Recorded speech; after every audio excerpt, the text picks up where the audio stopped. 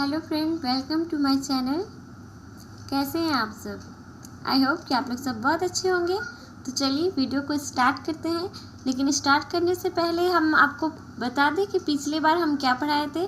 तो पिछले बार हम 3 वीडियो में आपको चैप्टर 1 कंप्लीट करवाए थे। पहले में हम आपको बताए थे वृद्धि और विकास के अंतर को, ठीक है। और जो सेकंड चैप्टर हम उसी का सेकंड भाग में हम बताए थे वृद्धि के आयाम भाग, और फिर थर्ड में हम बताए थे विकास के आयाम और भाग, ठीक है। अगर आप लोगों ने वो वीडियो नहीं देखा है तो प्लीज़ जाके देख लीजिए। उसमें 4 या 5 नंबर के क्वेश्चन आते ही आते हैं, ठीक है। तो चलिए चैप्टर को स्टार्ट करते हैं। स्टार्ट करने से पहले हम आप लोगों को ये कहना चाहते हैं कि प्लीज़ चैनल को सब्सक्राइब कीजिए, लाइक कीजिए। नीचे टेलीग्राम का लिंक दिया हुआ है, प्लीज़ उससे भी जाकर ज्वाइन कर लीजिए, क्योंकि वो बहुत ही इंपॉर्टेंट है जेटेट और सीटेट की तैयारी के लिए। तो चलिए स्टार्ट करते हैं।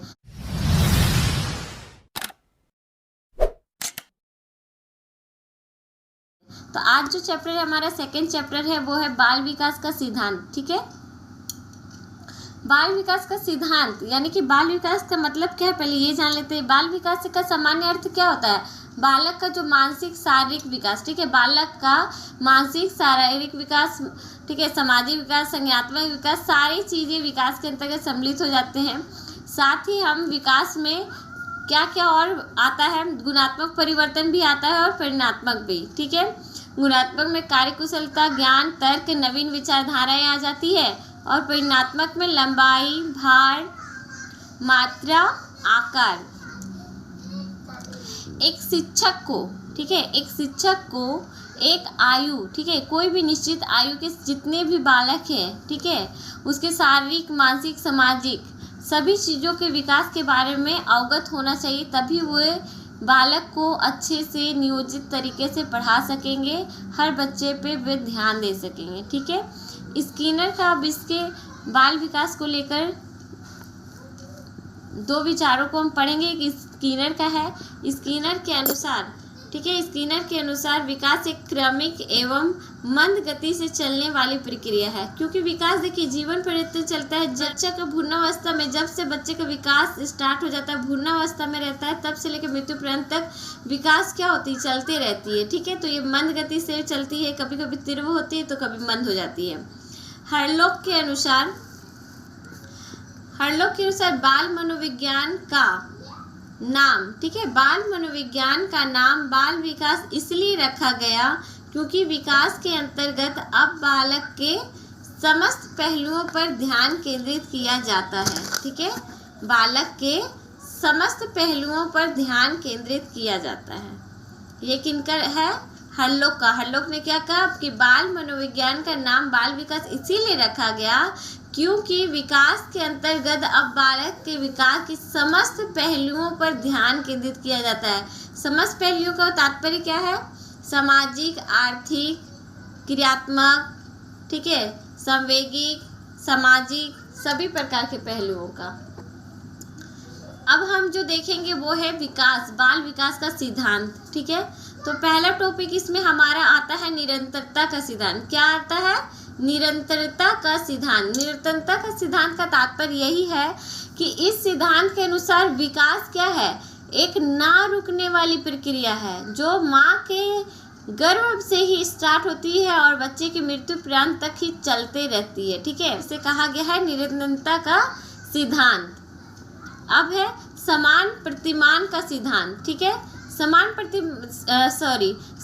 प्रतिमान का सिद्धांत का तात्पर्य यही है कि एक बालक का व्यक्तित्व तो भले ही अलग अलग हो, लेकिन विकास जो है सब में समान ही होता है। सब में पहले भ्रूणावस्था, शेषावस्था, बाल्यावस्था, ठीक है, किशोरावस्था और प्रौढ़ावस्था आता है। तो सारे बालकों में ये एक समान ही रहते हैं। ये अलग बात है कि व्यक्तित्वता के अनुरूप उसमें थोड़ा बहुत अलग अलग हो सकता है, ठीक है। कोई जल्दी लंबा होता है, कोई लंबा नहीं होता है, ये अलग बात है, ठीक है। अब विकास कर्म की एक रूपता का तात्पर्य यही है कि बालक में भले ही वृद्धि का कर्म किसी भी तरह से हो, किसी में स्पीड होता है, किसी में स्लो होता है, ये मायने नहीं रखता। मायने ये रखता है कि सिर से पैर की ओर बालक का विकास होगा, ठीक है, केंद्र से बाएं की ओर विकास होता है, ठीक है। पहले बालक का सिर विकसित होता है, फिर धीरे धीरे पूरा शरीर का विकास होता है। नेक्स्ट पॉइंट है हमारा इसका तात्पर्य यह है कि विकास क्या होता है, जीवन परिवर्तन चलते रहता है, लेकिन विकास की गति हमेशा एक जैसी नहीं होता। शेषावस्था में स्पीड से बढ़ता है, बाल्यावस्था में स्लो हो जाता है, किशोरावस्था में फिर तेजी पकड़ता है और प्रौढ़ावस्था में फिर क्या होता है, थम सा जाता है या फिर बहुत कम बढ़ता है। विकास सामान्य से विशेष की ओर चलता है, यानी कि नवजात शिशु को आप देखते हैं कि अगर उसको कुछ पकड़ने देते हैं, जब वो बालक छोटा रहता है तब क्या करता है, वो पूरे शरीर से पैर हाथ सब हिलाने लगता है उसको पकड़ने के लिए। लेकिन जैसे जैसे बड़ा होता है वो फिर पूरे हाथों का इस्तेमाल करता है। बॉल को अगर बॉल एग्जाम्पल में लेते हैं तो बॉल को पकड़ने के लिए क्या करता है, पूरे हाथों का, फिर और बड़ा हो जाता है तब वो उंगलियों का इस्तेमाल करता है। इसीलिए सामान्य से विशेष की ओर चलता है। परस्पर संबंध का सिद्धांत। परस्पर संबंध का सिद्धांत का तात्पर्य यही है कि बालक में अगर शारीरिक विकास हो रहा है तो मानसिक विकास भी होगा, सामाजिक विकास भी होगा, सब एक दूसरे से संबंधित है। ठीक है, ऐसा नहीं है कि शरीर बढ़ गया फिर बाद में दिमाग बढ़ेगा, ऐसा नहीं होता। अपवाद को छोड़कर बाकी सामान्य की दृष्टि से देखें तो शारीरिक विकास जैसे जैसे होगा उसमें सामाजिक बौद्धिक विकास भी होते रहता है। एकीकरण का सिद्धांत का तात्पर्य यही है कि इस सिद्धांत के अंतर्गत बालक पहले क्या करता है, बड़े बड़े शरीर के बड़े बड़े अंगों को चलाना सीखता है, फिर अंगों को चलाना सीखता है और उसके अंत में सबसे छोटे भागों को, यानी कि पहले हाथ को चलाना सीखता है, हाथ पैर को, फिर मोड़ना कोहनियों का इस्तेमाल करना सीखता है, फिर छोटे छोटे उंगलियों को, और फिर उससे किसी भी चीज़ को पकड़ने का कोशिश करता है। नेक्स्ट हमारा जो है विकास की भविष्यवाणी की जा सकती है। पहले हम लोगों को सबको पता है कि अगर बालक में सबसे पहले प्रमुख वो क्या पड़ता है, उसके वंशानुक्रम और वातावरण का प्रभाव पड़ता है। तो जिस वातावरण और जिस आनुवंशिकता का प्रभाव पड़ता है उन दोनों के अनुसार हम लोग भविष्यवाणी कर सकते हैं कि बच्चा का रंग कैसा होगा, बच्चा नाटा निकलेगा, लंबा निकलेगा। ठीक है, तो हम लोग इसका भविष्यवाणी कर सकते हैं। नेक्स्ट पॉइंट हमारा है विकास लंबवत सीधा ना होकर वर्तुलाकार होता है। ठीक है, बालक में जो विकास होता है वो लंबवत और सीधा ना होकर वर्तुलाकार होता है, क्योंकि वो हम लोग का शरीर शेषावस्था में हमारे शरीर का विकास होता है, फिर थोड़ा ये थम सा जाता है बाल्यावस्था में, और इस बाल्यावस्था में शरीर बढ़े या नहीं बढ़े, ठीक है, हमारे दिमाग का, ठीक है, हमारे संवेगिक का विकास होता है। इसीलिए क्या होता है, ये लंबवत ना होकर वर्तुलाकार होता है। ठीक है, फिर वापस किशोरावस्था में क्या होता है, शरीर का विकास होने लगता है, और फिर प्रौढ़ावस्था में शरीर का ना होकर हमारे ज्ञान का विकसित होता है, हमारी तर्क शक्ति ये सब विकसित होने लगती है। तो ये क्या है, वर्तुलाकार है। ठीक है, ये क्या है, वर्तुलाकार है। टॉपिक है हमारा कि आंशिक पुनर्बलन का सिद्धांत। आंशिक पुनर्बलन का सिद्धांत का तात्पर्य यही है कि पुनर्बलन से तात्पर्य पहले क्या होता है, अनुक्रिया करना या बार बार किसी चीज़ को करना। ठीक है, या बार बार दोहराने का जो हम लोग बोलते हैं पुनर्बलन। कोई भी बालक किसी चीज़ को बार बार करता है तब वो उसके आदत में परिवर्तित हो जाता है, या फिर उनके आदतों में, या फिर वो चीज़ें आने लगती है। ठीक है, वृद्धि एवं विकास की आंशिक पुनर्बलन का सिद्धांत का तात्पर्य है कि बार बार किसी चीज़ों को करना, दोहराना, ताकि बालक जब कोई भी चीज़ों को बार बार करता है तो उनके आदतों में शामिल हो जाता है। इसीलिए विकास का सिद्धांत आंशिक पुनर्बलन का भी सिद्धांत है। अब नेक्स्ट पॉइंट, वृद्धि एवं विकास की क्रिया वंशानुक्रम एवं वातावरण का संयुक्त परिणाम है। ठीक है, वृद्धि एवं विकास की जो क्रिया है वंशानुक्रम और वातावरण का संयुक्त नाम है।